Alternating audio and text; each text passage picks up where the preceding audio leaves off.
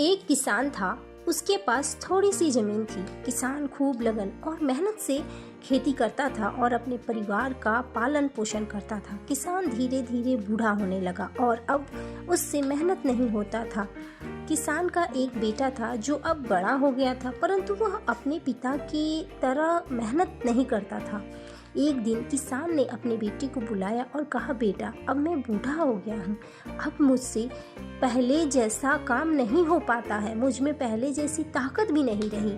अब खेती का काम मुझसे तो नहीं हो रहा, इसलिए अब इस काम को तुम करो। खेत के साथ साथ गृहस्थी भी तुम्हें अब देखनी पड़ेगी। पिता के अनुरोध पर लड़का खेती का काम देखने लगा, पर वह बहुत ही ज्यादा आलसी था।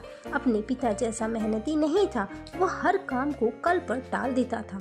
लड़के ने थोड़ी बहुत मेहनत कर जैसे तैसे फसल तैयार कर ली।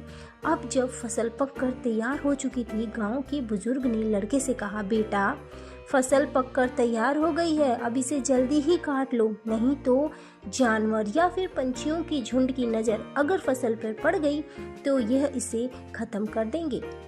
लड़के ने बुजुर्ग की बात तो सुनकर हाँ कह दिया, परंतु जब वह फसल काटने गया तो तेज धूप और गर्मी के कारण उसका हाल बुरा हो गया। इसलिए उसने फसल को अगले दिन काटने की बात कहकर खेत से घर आ गया। लड़के ने इसी तरह 2-3 दिन निकाल दिए और फसल नहीं काटी। तभी कहीं से रात में एक विशाल पंछियों का झुंड आ गया और उसकी सारी फसल को खा गया।